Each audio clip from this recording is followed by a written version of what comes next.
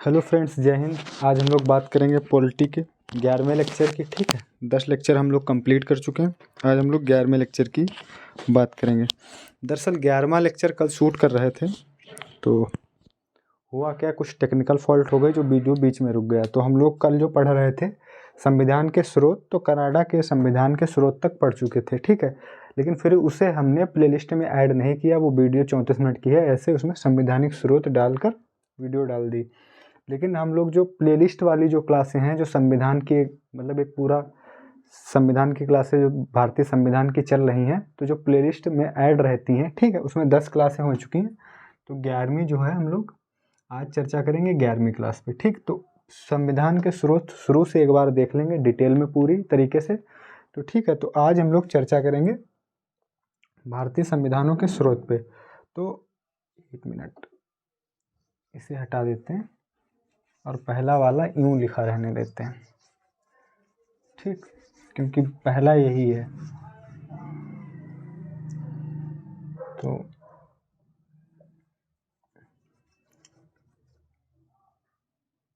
देखो, भारत परिषद अधिनियम, तो जब हमारा संविधान बना, संविधान का कार्य कब पूरा हुआ बताया था हमने आप लोगों को 26/11। ठीक, 26/11/1949। ठीक, संविधान निर्माण का कार्य पूरा हुआ। संविधान लागू होता है 26/1/1950 को।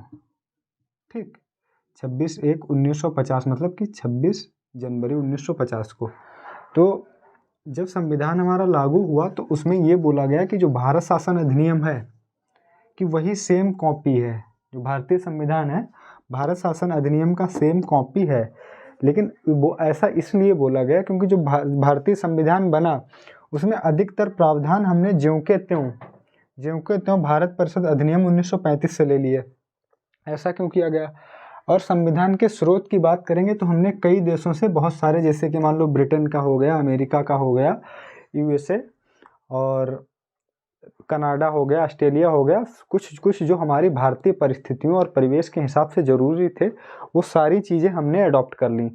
तो जो उस समय आप जब पढ़ेंगे संविधान की विशेषताएं चैप्टर पढ़ेंगे तो उसमें एक आलोचना की भी बात होती है कि संविधान की आलोचना के रूप क्या क्या बातें किसने कही। तो उसमें एक बात बोली गई कि हमारा संविधान उधार का संविधान, और दूसरी बात बोली गई कि हमारा जो संविधान है वो भारत परिषद अधिनियम 1935 का कॉपी किया हुआ है। ठीक है, तो इसका जवाब देते हुए प्रारूप समिति के अध्यक्ष डॉक्टर भीमराव अम्बेडकर ने बोला कि हमारा संविधान उधार का संविधान नहीं है, जो हमने ये आलोचना गलत है, उधार जो संविधान की आलोचना है वो गलत है। उन्होंने बोला कि जो अच्छी चीज़ें थी हमने तमाम देशों के संविधानों का अवलोकन किया और एनालिसिस करने के बाद जो अच्छी चीज़ें थीं जो हमारे भारतीय परिवेश के हिसाब से उनको हमने अडॉप्ट कर ली, और किसी से अच्छी चीज़ें लेने में कोई बुराई नहीं है। सही बात है, कोई बुराई नहीं है। और जो मतलब भारत परिषद अधिनियम से जो चीज़ें ली गई उसका कारण ये था कि भारतीय परिवेश में उस समय कुछ चीज़ें ऐसी लागू थीं जो हमारे आगे भारतीय विकास में अपना सहयोग दे सकती थी। जो कुछ एक्ट ऐसे नियम कानून थे जिससे हमारे विकास को और भारत के विकास और विकसित होने में और थोड़ा अच्छा रहता, मतलब और जो थोड़ी जो रूढ़वादिता या पुरानी जो कमियां थीं उनको दूर करने के लिए वो सही था। तो वो चीज़ सेम यहाँ से ले ली गई, तो इसमें भी कोई बुराई नहीं थी। ठीक है, और एक अनुभव था, भारत परिषद अधिनियम 1935 का एक हमारे पास अनुभव था कि हम चीज़ों को किस प्रकार लागू करेंगे और किस प्रकार से चलेंगे। ठीक है, तो एक कारण ये हो गया। तो इसीलिए उन्होंने जो है ये आलोचना का जवाब देते हुए ये बोला। तो ये भी बोला जाता है कि भारत शासन अधिनियम 1935 है वो भारतीय संविधान की नींव है, आधार है। वो इसीलिए बोला जाता है जो मोस्टली जो बहुत ज़्यादा प्रावधान लिए गए वो भारत परिषद अधिनियम 1935 से लिए गए। अच्छा, एक तुलना हल्की सी करेंगे कि भारत परिषद अधिनियम 1935 में अगर टोटल आर्टिकल की बात करेंगे तो 321 थे।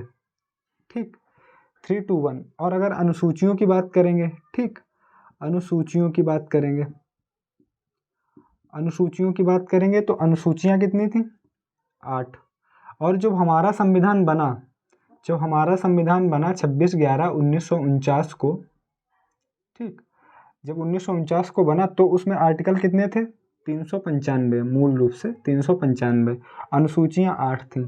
तो हम लोग देखेंगे, अगर तुलना करेंगे तो लगभग बराबर एक एक्ट बनाया गया था। एक इतना बड़ा ये 1935 का दस्तावेज था जो लगभग हमारे आज के संविधान के बराबर था, मतलब जो मूल थे। ठीक, अगर आज वर्तमान में बहुत सारे संशोधन हुआ और परिवेश परिस्थितियों के हिसाब से चेंज होते रहे, तो उसके हिसाब से आज अगर आर्टिकल देखेंगे तो 470 से प्लस आर्टिकल है।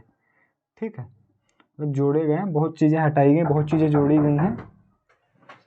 तो हम लोग इस बारे में चर्चा आनी है। एक मिनट स्टूडेंट, एक मिनट।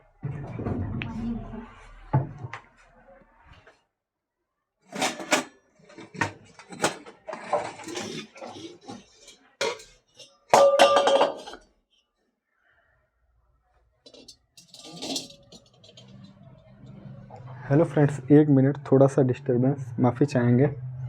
तो अगर हम लोग यहाँ से कंपेयर करेंगे, ठीक है, इधर के लिए, तो 321 पुराना यहाँ भारत परिषद अधिनियम 1935 में था और 395 यहाँ था। ठीक है, तो अब हम लोग देख लिया कि ऐसा क्यों बोला जाता है, तो ये एक मोटा मोटा हो गया। ठीक है, और अनुसूचियाँ पहले 8 थी, आज 12 हो गई। ठीक है, भाग, जब मूल संविधान में भाग 22 थे, आज 25 हो गए। ठीक, तो अब हम लोग भारत परिषद अधिनियम 1935 के एक्ट देखेंगे। ठीक है, तो एक्ट देखेंगे तो संघीय तंत्र सबसे पहले लिया गया, भारत परिषद अधिनियम 1935 से संघीय तंत्र, फिर ठीक न्यायपालिका, फिर लोक सेवा आयोग हो गया, प्रशासनिक विवरण हो गया। ठीक, प्रशासनिक विवरण हो गया, ठीक, प्रशासनिक विवरण हो गया, और आपातकाल उपबंध हो गए।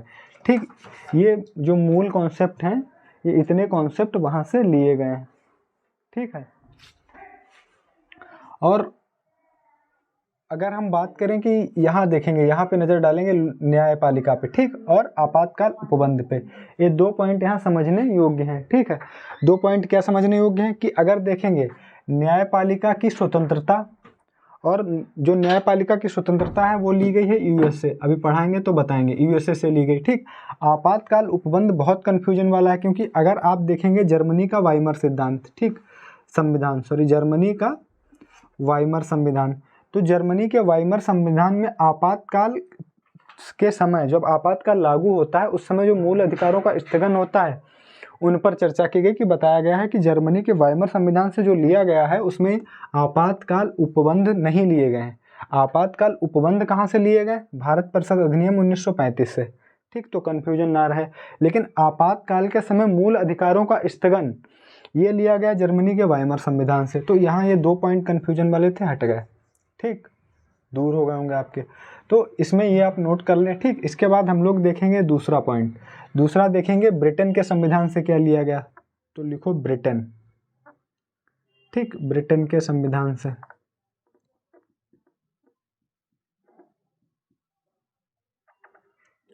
ठीक, ब्रिटेन के संविधान से क्या क्या लिया गया? ब्रिटेन के संविधान से सबसे पहले क्या देखो, लिखोगे संसदीय प्रणाली। ठीक, संसदीय प्रणाली। ठीक, उसके बाद क्या लिखोगे? विधायी प्रक्रिया। ठीक, विधायी प्रक्रिया।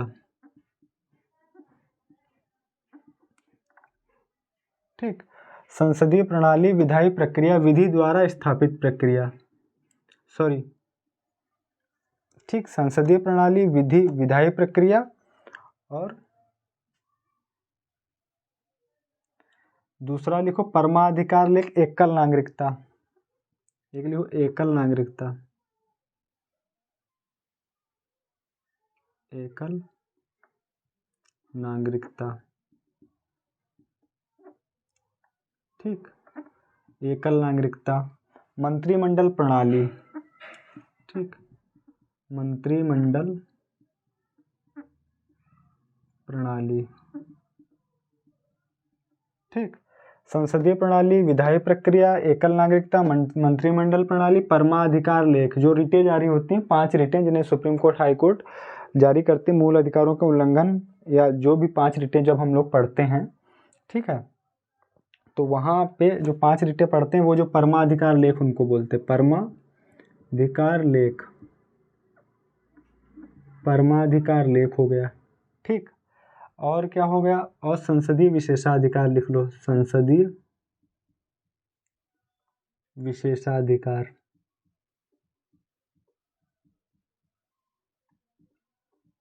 ठीक, संसदीय विशेषाधिकार, एकल नागरिकता, मंत्रिमंडल प्रणाली, परमाधिकार लेख, संसदीय विशेषाधिकार और द्विसदनवाद, जो द्विसदनी व्यवस्था है। ठीक, द्विसदनवाद। ठीक, तो इतने कॉन्सेप्ट यहाँ क्लियर हो गए। अब हम लोग आगे देखेंगे यूएसए यानी अमेरिका के संविधान से। तो इतना आप लोग नोट डाउन कर लें, स्क्रीनशॉट ले लें, फिर हम लोग आगे बढ़ें। ठीक है,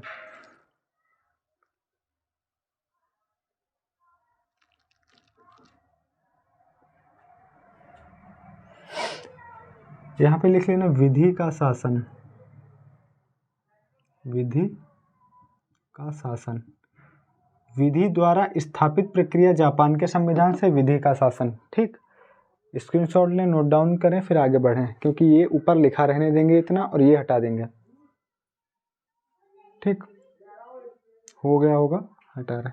देखो आप लोग नोट डाउन तो साथ में कर सकते हैं क्योंकि हम लिखते रहते हैं, और स्क्रीनशॉट के लिए थोड़ा सा हटना पड़ता है, वो हम हट जाते हैं, लेकिन अगर नोट डाउन करें तो बढ़िया बात।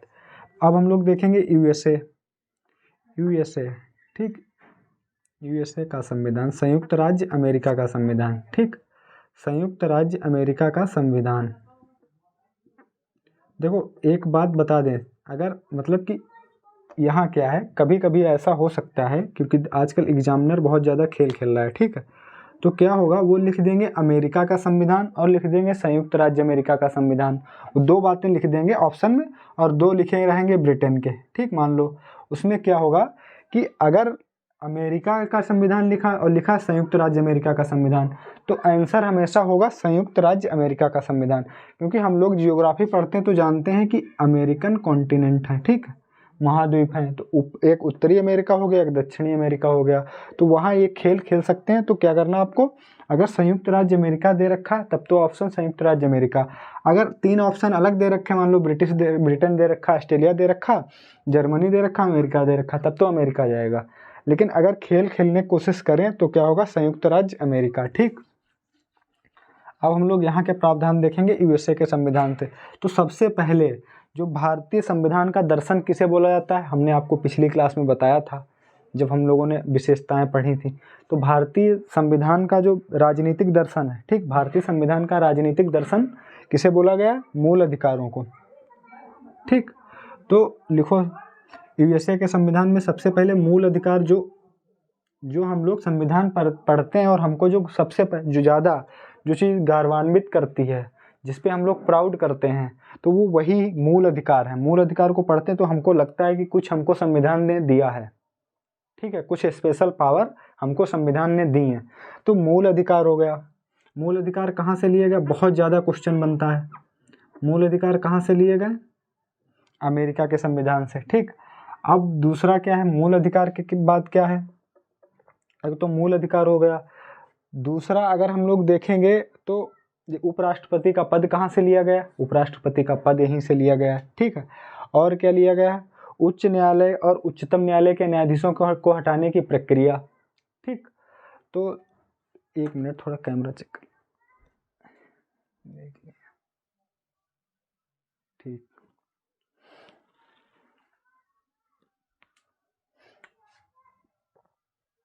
लिखो मूल अधिकार और क्या लिखो, उपराष्ट्रपति का पद,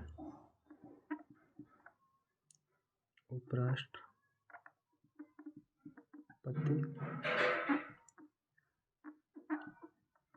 का पद। ठीक, उपराष्ट्रपति का पद, और लिखो उच्चतम न्यायालय मतलब कि सर्वोच्च न्यायालय। ठीक, उच्चतम न्यायालय मतलब कि सर्वोच्च न्यायालय, उच्चतम न्यायालय। ठीक, उच्चतम न्यायालय और उच्च न्यायालय मतलब हाई कोर्ट और उच्च न्यायालय।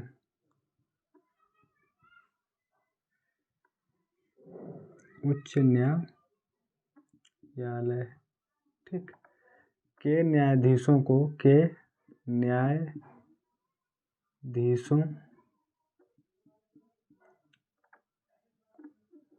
पद से हटाने की प्रक्रिया, ठीक, पद को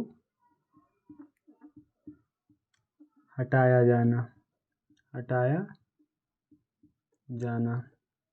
ठीक है, पद को हटाया जाना। और एक पॉइंट जो अभी हमने आपसे कंपेयर किया था यहाँ पे मतलब भारत शासन अधिनियम में न्यायपालिका, तो जो न्यायपालिका की सर्वोच्चता, ठीक, हालांकि इसे बाद में लिखाना था, चलो ठीक, ये इतना हो गया। उच्चतम न्यायालय और उच्च न्यायालय के न्यायाधीशों को पद से हटाया जाना। और लिखो, यहाँ कामा लगाओ, लिखो कि न्यायपालिका की जो स्वतंत्रता है, न्यायपालिका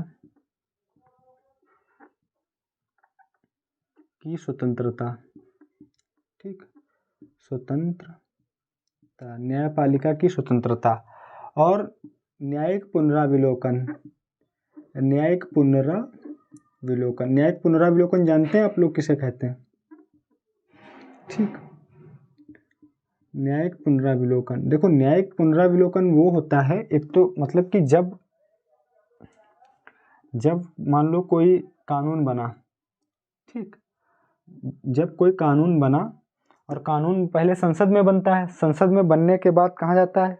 न्यायपालिका के पास। तो न्यायपालिका देखती है कि संविधान जो कानून बना है वो कहीं कुछ मतलब वैध है, मूल अधिकार का उल्लंघन तो नहीं कर रहा है। अच्छा, मूल अधिकार के उल्लंघन जो आर्टिकल 13 में बात हुई, आर्टिकल 13, ठीक है, तो देखा जाता है न्यायिक पुनराविलोकन। और एक न्यायिक पुनराविलोकन एक बार और एक और होता है कि जब कभी कभी ऐसा होता है कि मान लो कभी कभी जजमेंट खुद देती है कोर्ट किसी चीज़ को लेके, मान लो कोई लफड़ा मचा है, कोई संविधान की परिभाषा कहीं ऐसा लिखा है कि वो परिभाषित नहीं है, तो उसको परिभाषित करती है और उस पर स्टेटमेंट दे देती है कि ये होगा, ठीक है। तो मान लो कभी कभी उसको दोहराया जाता है, बहुत बार बहुत केसों में ऐसा हुआ है, ठीक है। जैसे मान लो कि बेरूवाड़ी संघ का मामला देखेंगे तो उसमें कई बार बहुत बार उसमें प्रावधानों को दोहराया गया, उसमें माना गया कि ये भारतीय संघ का हिस्सा है नहीं है, कई बार ऐसा चलता रहा है, ठीक है। तो उसमें भी यही मतलब कि जो न्यायिक पुनराविलोकन है वो कहाँ से लिए गए? यूएसए के संविधान से। तो न्यायिक पुनराविलोकन के तहत जो हमने अभी बात बताई है कि आर्टिकल 13, ठीक, आर्टिकल 13 के तहत जो रिट्स डाली जाती हैं या कोई भी कानून वैध जब माना जाएगा, जब वहाँ जाके उसका पुनर्विलोकन हो जाता है, सुप्रीम कोर्ट के पास जाने के बाद पुनर्विलोकन हो जाता है और सुप्रीम कोर्ट कह देती है हाँ ये वैध है, तो वो कानून लागू हो जाता है। अगर वो अवैध घोषित कर देती हैं तो संसद में पारित होने के बाद भी वो लागू नहीं होता है, ठीक, अवैध घोषित हो जाता है।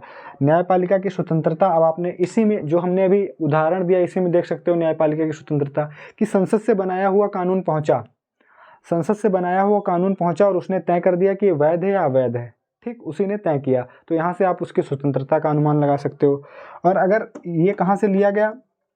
अमेरिका के संविधान, संयुक्त राज्य अमेरिका के संविधान से।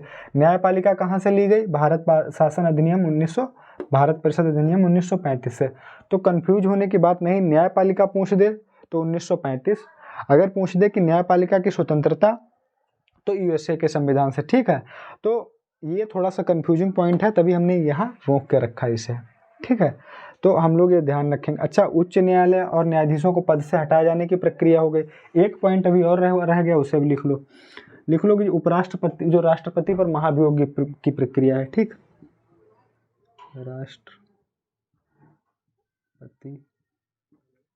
पर महाभियोग की प्रक्रिया,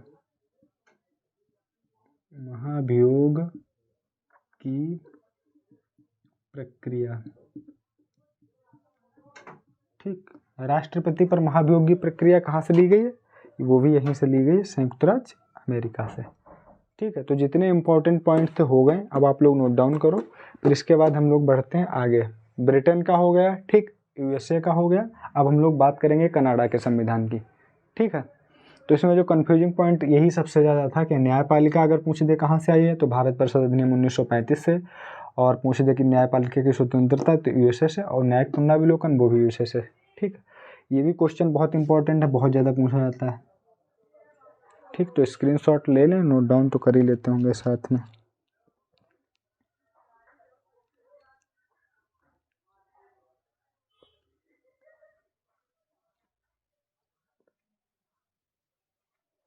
हो गया होगा। अब हम लोग आगे बढ़ेंगे, ठीक है। कनाडा के संविधान से पहले हम लोग देखेंगे आयरलैंड के संविधान से क्या लिया गया है, क्योंकि अभी मूल अधिकार की बात की। तो मूल अधिकार कौन से भाग में आते हैं? मूल अधिकार कौन से भाग में आते हैं? चलिए 1 मिनट इंक डाल लें, 1 मिनट इंक देखिए, हाँ उठा लें। 1 मिनट माय डियर।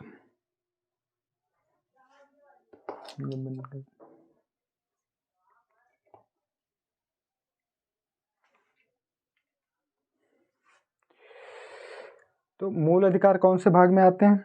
पिछली क्लास में भी बताया था, ठीक। मूल अधिकार अभी शुरू की थी क्लास, तब भी बताया था कि मूल अधिकार आते हैं संविधान के भाग 2 में। देखो संविधान के भाग 1 में आता है संघ राज्य क्षेत्र से जुड़ा हुआ मामला, ठीक है। और संविधान के भाग 2 में नागरिकता आती है। 3 में आते हैं मूल अधिकार, भाग 3 में आते हैं मूल अधिकार, ठीक।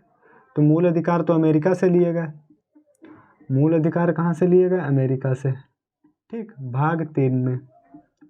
भाग 3 और उसके बाद जब हम लोग बात करेंगे नीति निर्देशक तत्व की, तो वो आते हैं भाग 4 में। तो भाग 4 में तो इसीलिए पहले वही करा दिया, यूएसए का हो गया। अब हम लोग बात करेंगे किसकी? अब देखेंगे आयरलैंड के संविधान की।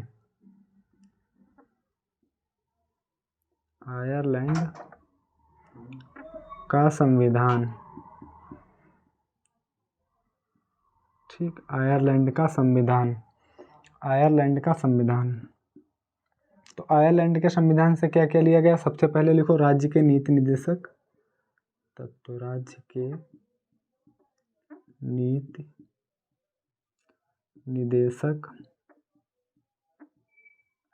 तत्व, ठीक। राज्य के नीति निदेशक तत्व कहाँ से लिए गए? आयरलैंड के संविधान से, ठीक।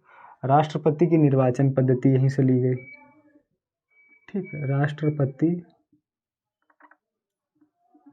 की निर्वाचन पद्धति,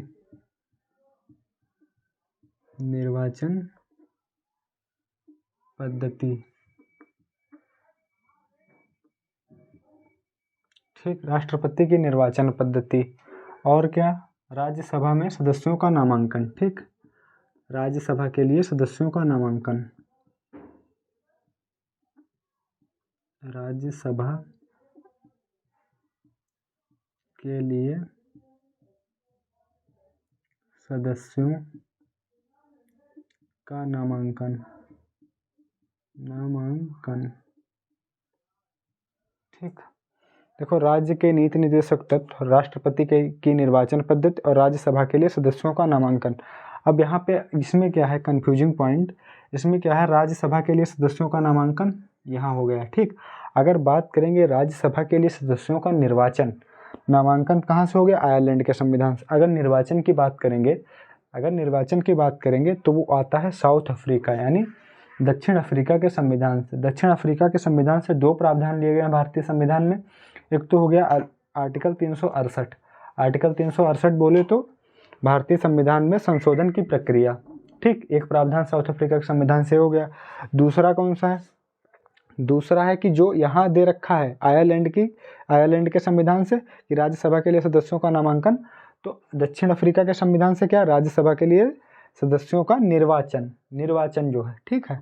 तो निर्वाचन हम लोग जब पढ़ेंगे आगे कि निर्वाचन इनका कैसे होता है, ठीक है। तो इनका जो राज्यसभा के सदस्य हैं इनका निर्वाचन एक पॉइंट याद रखना, अप्रत्यक्ष रूप में होता है, ठीक है। प्रत्यक्ष रूप में नहीं होता। यही अगर विधान परिषद का पूछ ले, जिन्हें हम लोग एमएलसी कहते हैं, ठीक है, उनका भी अप्रत्यक्ष रूप से होता है, ठीक है। तो और ये लिखो, नोट डाउन करो, फिर हम लोग बस 3 पॉइंट थे इंपॉर्टेंट होगा। अब हम लोग देखेंगे कनाडा के संविधान को, ठीक है। नोट डाउन करो, स्क्रीनशॉट लो फटाफट। हम लोग कनाडा के संविधान को देखें।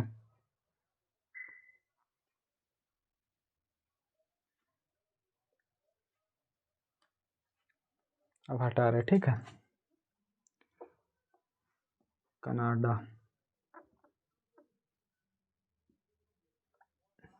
ठीक। देखो कनाडा के साथ क्या है, लिखो एक सशक्त केंद्र के साथ, लिखो एक सशक्त केंद्र के साथ सशक्त केंद्र के साथ एक सशक्त केंद्र के साथ संघीय व्यवस्था, संघीय व्यवस्था। ठीक, देखो इस पॉइंट से बहुत ज़्यादा क्वेश्चन पूछे जाते हैं कि हमारे जो भारतीय संविधान का मॉडल, जो सरकार का मॉडल, मतलब भारतीय संविधान का जो मॉडल स्वरूप है वो किस पर आधारित है। जो मॉडल है यहाँ जो सरकार चलाने का वो किस पर आधारित है, तो वो क्या किस पर आधारित है। ठीक है, संविधान का जो मॉडल वो कनाडा के संविधान का। ठीक, ये क्वेश्चन बहुत बनता है। तो एक सशक्त केंद्र के साथ संघीय व्यवस्था है, हमारे पास एक सशक्त केंद्र भी है और एक संघीय व्यवस्था है। सशक्त केंद्र में क्या हो गया, जिसे मान लो कि एक न्यायपालिका का एकीकृत हो गया। ठीक, न्यायपालिका का एकीकरण हो गया। एकीकृत मतलब कि एक ही न्यायपालिका के अंडर ही सब आते हैं, हाई कोर्ट आता है, सेशन कोर्ट आते हैं, सब उसी के सुप्रीम कोर्ट के नीचे आ जाते हैं। ठीक, और अगर हम क्या देखेंगे, एक संविधान लिखित संविधान। ठीक, ये हो गया एक गुण। और क्या हो गया, मतलब कि अगर हम देखेंगे आपातकालीन उपबंध जाएंगे तो वो भी इसी का हो गया, एक सशक्त केंद्र की विशेषता हो गई आपातकालीन उपबंध। ठीक, और संघीय व्यवस्था में जाएंगे तो देखेंगे शक्तियों का विभाजन सबसे पहले शक्तियों का विभाजन है। ठीक है, उसके बाद में जो शक्तियाँ, जैसे शक्ति संघीय व्यवस्था में हमने बताया था संघ सूची, राज्य सूची, अनुसूची 7 में और संवर्ती सूची। ठीक, और उसके बाद अगर बात करेंगे, अगर एक सशक्त केंद्र की बात करेंगे फिर से, तो एकल नागरिकता यहाँ हो जाएगी। ठीक है, और यहाँ क्या हो जाएगा, यहाँ जैसे कि मान लो संविधान की सर्वोच्चता हो गई, वो भी यहाँ आ जाएगी, संघीय व्यवस्था में आ जाएगी। और संविधान की सर्वोच्चता के बाद न्यायपालिका की स्वतंत्रता, न्यायपालिका स्वतंत्र है, वो भी कहाँ आ जाएगा, इधर आ जाएगा संघीय व्यवस्था में। ठीक है, और इससे एक लिखो, एक तो ये हो गया, ये थोड़ा इम्पोर्टेंट था तो इसीलिए समझा दिया। इसके बाद एक सशक्त केंद्र के साथ संघीय व्यवस्था। ठीक,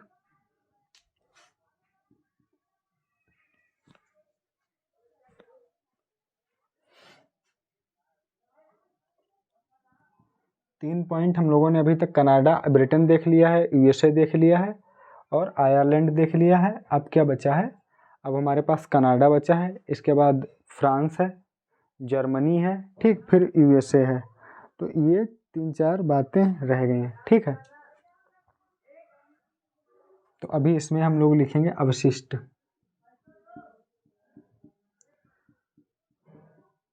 अवशिष्ट शक्तियाँ, अवशिष्ट शक्तियों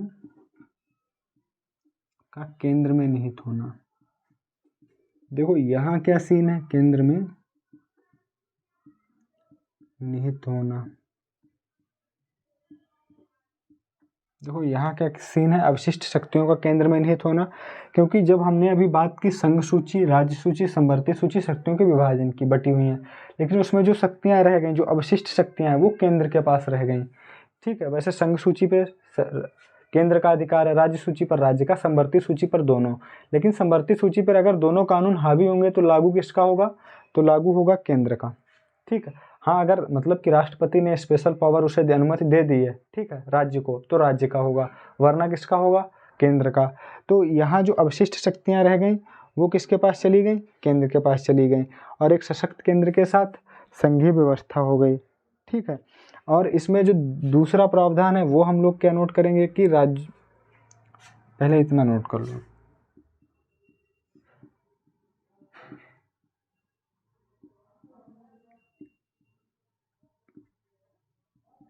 राज्यों में केंद्र द्वारा राज्यपाल की नियुक्ति।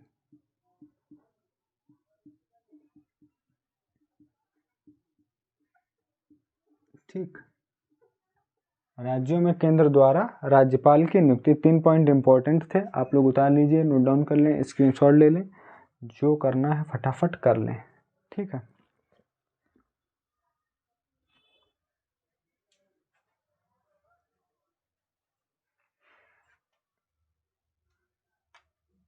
इसमें एक पॉइंट और लिख लो, सर्वोच्च न्यायालय, उच्चतम न्यायालय का, उच्चतम न्यायालय का परामर्शी न्याय निर्णय। ठीक, परामर्शी न्याय निर्णय,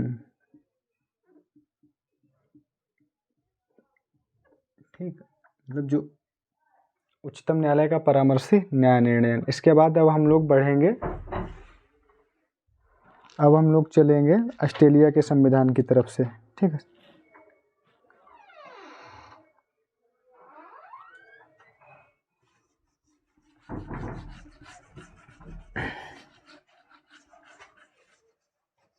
देखो ऑस्ट्रेलिया का संविधान फटाफट लिखो। ऑस्ट्रेलिया,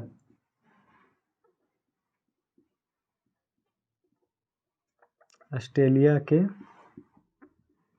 संविधान से क्या क्या लिया गया, तो सबसे पहले लिखो संवर्ती सूची, जो अभी बात की हमने उसमें लिखो संवर्ती सूची। ठीक, संवर्ती सूची, संवर्ती, ऑस्ट्रेलिया के संविधान से संवर्ती सूची हो गई। दूसरा प्रावधान क्या हो गया कि लिखो व्यापार वाणिज्य, व्यापार वाणिज्य समागम, और व्यापार वाणिज्य एवं समागम, ठीक, समागम की स्वतंत्रता, समागम की स्वतंत्रता।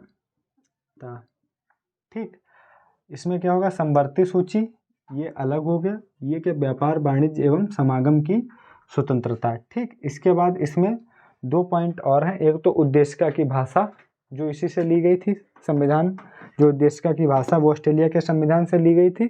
और तीसरा क्या रह जाता है, जो संसद की संयुक्त बैठक। ठीक, लिखो कुछ विशेष परिस्थिति में संसद की संयुक्त बैठक, लिखो यहाँ सिर्फ इतना लिखो कि संसद की संयुक्त बैठक, संयुक्त बैठक। ठीक, आर्टिकल की अगर हम लोग बात करेंगे तो ब्रैकेट में लिख लो आर्टिकल, संविधान के आर्टिकल 108 के अनुसार। ठीक, संसद की संयुक्त बैठक का प्रावधान किस आर्टिकल में दे रखा, तो संसद की संयुक्त बैठक का प्रावधान आर्टिकल 108 में दे रखा। और ये जो हम पॉइंट लिखाने जा रहे हैं ये मोस्टली बुकों में मिलता नहीं है। ठीक है, ये लिख लो उद्देशिका की, ठीक, उद्देशिका की भाषा, जिस भाषा का उद्देशिका में यूज किया गया वो भी यहाँ के यहीं ऑस्ट्रेलियन के संविधान से लिया गया। तो संवर्ती सूची बहुत ज़्यादा पूछा जाने वाला क्वेश्चन। ठीक, सबसे ज़्यादा अगर पूछा जाता तो यही व्यापार वाणिज्य एवं समागम की स्वतंत्रता, संसद की संयुक्त बैठक, आर्टिकल 108, आर्टिकल भी लिखा दिया आपको। ठीक, उद्देशिका की भाषा। तो इतने इंपॉर्टेंट पॉइंट थे, आप नोट कर लें, स्क्रीनशॉट ले लें। अब हम लोग आगे बढ़ेंगे नए पॉइंट पर। ठीक है,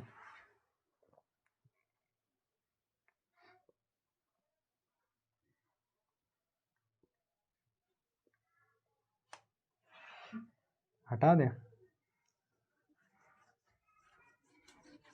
अब हम लोग बात करेंगे जर्मनी के वाइमर संविधान पर। ठीक, देखो जर्मनी, देखो जर्मनी का वाइमर संविधान, जर्मनी का वाइमर संविधान। ठीक, तो यहाँ से यही लिखना है कि आपातकाल के समय, आपातकाल के समय मूल अधिकारों का स्थगन। ठीक, मूल अधिकारों का स्थगन। ठीक, आपातकाल के समय मूल अधिकारों का स्थगन। तो जर्मनी के वाइमर संविधान से आपातकाल उपबंध नहीं लिए गए। ये बिल्कुल मत सोचना या याद रखना, अगर रटा रखा आज तक रट रखा हो तो भूल जाओ इसे। ठीक है, कि जर्मनी के वाइमर संविधान से आपातकाल के समय मूल अधिकारों का स्थगन। ठीक, ये लिया गया जर्मनी के वाइमर संविधान से मूल अधिकारों का स्थगन। इतना पॉइंट याद रखो। और आपातकाल उपबंध कहाँ से लिए गए, आपातकाल उपबंध कहाँ से लिए गए हम बता चुके हैं कि भारत परिषद अधिनियम 1935 से।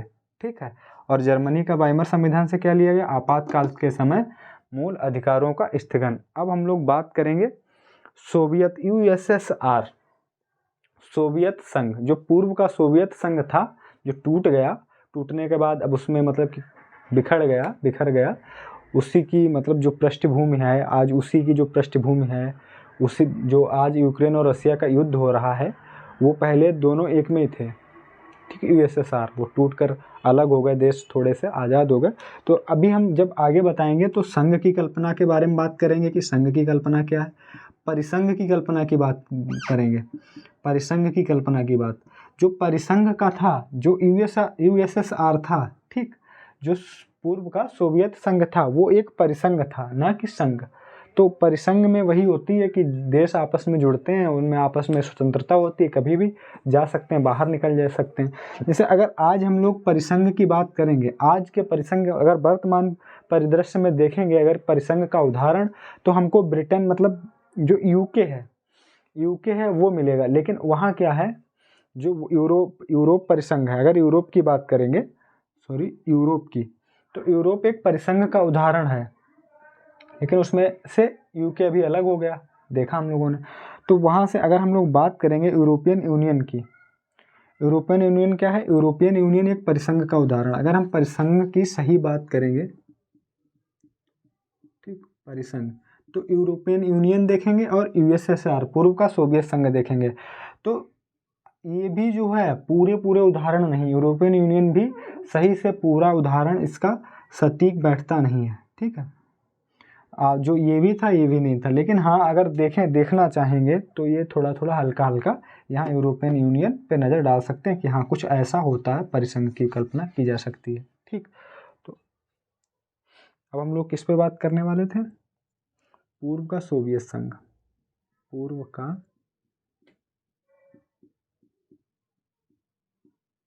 सोवियत संघ, ठीक, USSR। तो यहाँ से हमने क्या लिया, यहाँ से लिया जो हमारे पास मूल कर्तव्य है, मूल कर्तव्य, ठीक, मूल कर्तव्य हो गया। दूसरा हमने क्या लिया कि लिखो, पहले न्याय लिखो, न्याय, और फिर ब्रैकेट में लिख लो सामाजिक, आर्थिक, ठीक, सामाजिक, आर्थिक, राजनीतिक, ठीक, राजनीतिक, ठीक।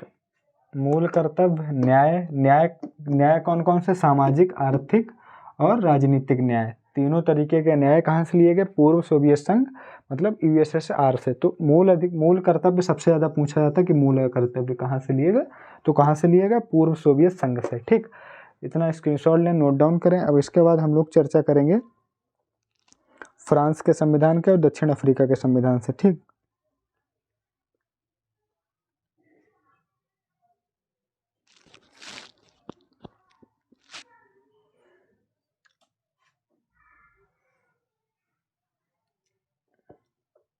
देखो यहाँ पे आगे लिख लेना प्रस्तावना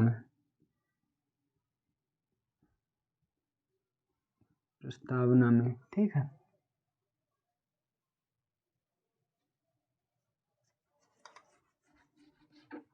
फ्रांस के संविधान की बात करेंगे और साउथ अफ्रीका के संविधान की, ठीक।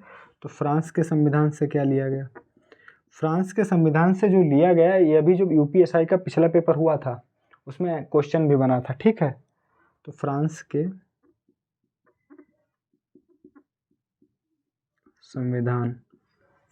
संविधान से क्या लिया, पहले लिखो गणतंत्रात्मकता, ठीक। लिखो, उसके बाद लिखो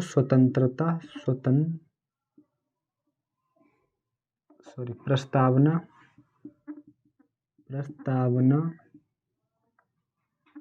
में, ठीक, गणतंत्रात्मकता प्रस्तावना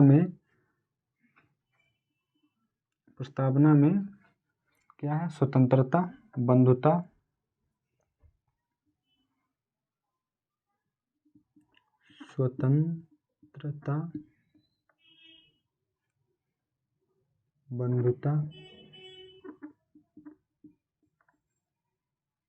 ठीक, प्रस्तावना में स्वतंत्रता बंधुता के आदर्श।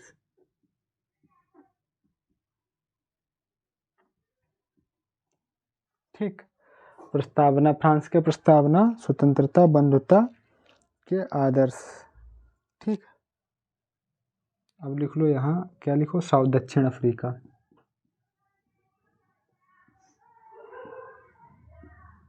दक्षिण अफ्रीका का संविधान।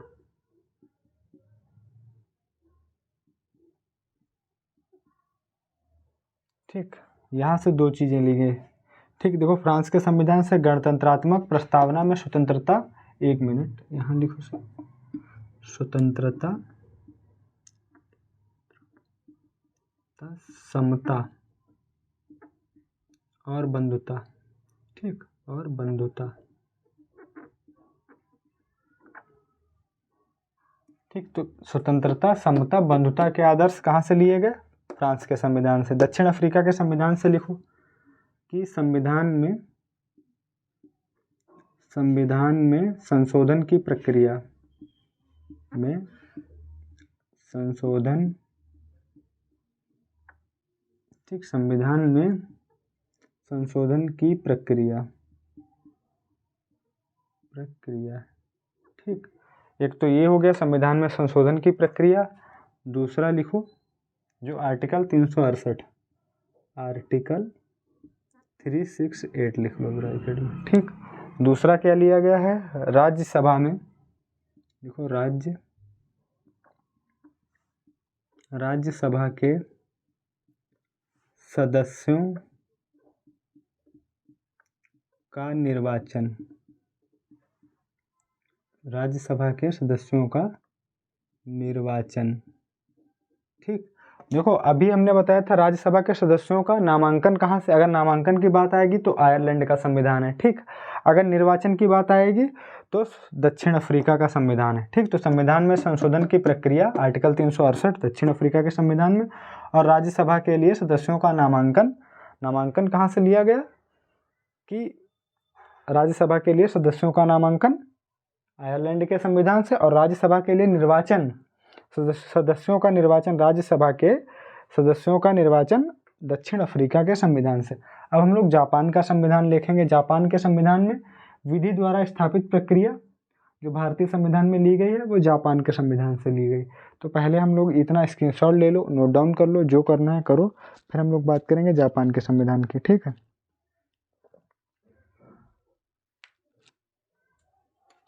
एक ही पॉइंट बचा है।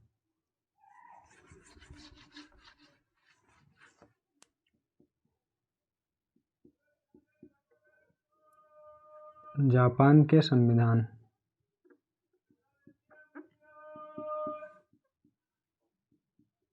जापान के संविधान से क्या हमको विधि द्वारा स्थापित प्रक्रिया,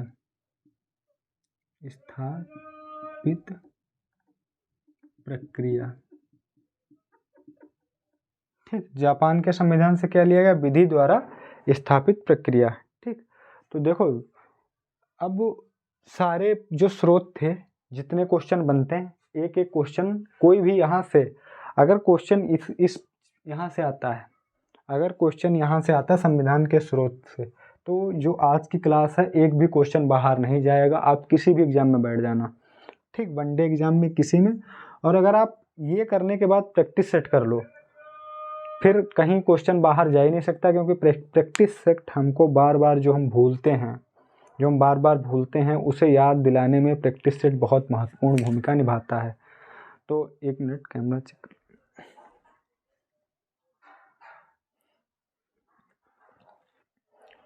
ठीक है, तो हम लोगों ने जो ये क्लास 11वीं क्लास पूरी कर ली। अब हम लोग आगे जो है भाग पढ़ेंगे संविधान के, और भाग में बहुत ज़्यादा टाइम नहीं जाएगा, मुझे लगता है मुश्किल से 20 मिनट, अगर हम लोग डिटेल से पढ़ेंगे तो मुश्किल से 20 मिनट लगेंगे। संविधान भाग पढ़ना इसलिए ज़रूरी है क्योंकि जब हम आगे आर्टिकल पढ़ेंगे और मान लो फिर आर्टिकल एक भाग बाई भाग ही पढ़ेंगे, तो भाग एग्ज़ाम में पूछे भी जाते हैं, एग्ज़ाम के पॉइंट ऑफ व्यू से भी बहुत इम्पोर्टेंट है। ठीक है, और दूसरी बात क्या है, भाग अगर हमको सही से पता होंगे तो संविधान को आगे पढ़ने में हमको बहुत सरलता रहेगी। ठीक, जैसे कि मान लो पहले भाग में क्या है, भारत का संघराज्य क्षेत्र हो गया। ठीक, दूसरे भाग में नागरिकता है, तीसरे भाग में क्या है, तीसरे भाग में किसकी चर्चा की गई है, मूल अधिकार की। फिर चौथे भाग में नीति निर्देशक तत्व की। ठीक, पांचवें भाग में क्या है, पांचवें भाग में क्या है, उसके बाद भाग एक और आता है 4 का। 4 में क्या दिया गया, मूल कर्तव्य दिए गए। फिर उसके बाद संघीय सरकार का ढांचा हो गया, और यही सब आगे राज्य सरकार, आगे जो भी है सब आगे धीरे धीरे पढ़ते चले जाएंगे। ठीक है, तो हम लोग जो चर्चा करेंगे। और हाँ, एक पॉइंट और है कि जो UPPCS, ठीक है, उत्तर प्रदेश लोक सेवा आयोग है, इसने अपना कैलेंडर जारी कर दिया है। ठीक, कैलेंडर जारी कर दिया, और कैलेंडर में कुल डेटें आई हैं 33। देखे रहना, कैलेंडर में टोटल डेटें कितनी आई हैं, 33। ठीक, और 33 डेटों में एग्ज़ाम सिर्फ 8 के होने हैं।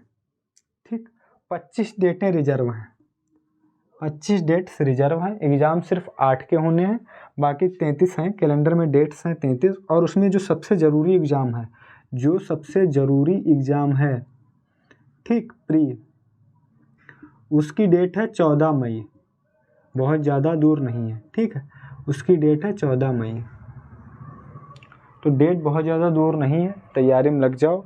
और जो लगता है कि ARO की वैकेंसी आई हैं नहीं आई हैं, तो देखो डेट उन्होंने 25 रिजर्व रखी हैं, 25 डेट रिजर्व रखी हैं। इसके बाद ही होगा, जब भी होगा इस डेट के बाद ही पेपर होगा, और इस डेट के बाद जब पेपर होगा तो यहाँ 25 में से मतलब कि जो भी डेट इसके बाद रिजर्व पड़ेंगे किसी दिन करवा लेंगे।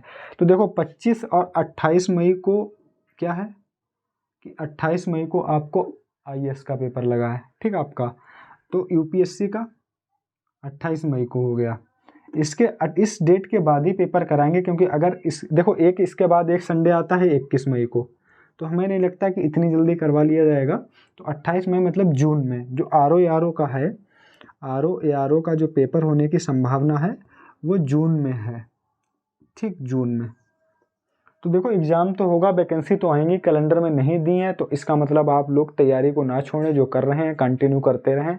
ठीक है, तो एग्ज़ाम तैयारी को ना छोड़ें बिल्कुल, क्योंकि जब वैकेंसी खाली है और आयोग बोल चुका है कि प्रक्रिया चल रही है तेज़ी से और वैकेंसी आएंगी। ठीक है, तो बिल्कुल भूल ना करें। बहुत बहुत धन्यवाद साथ में जुड़ने के लिए, थैंक यू।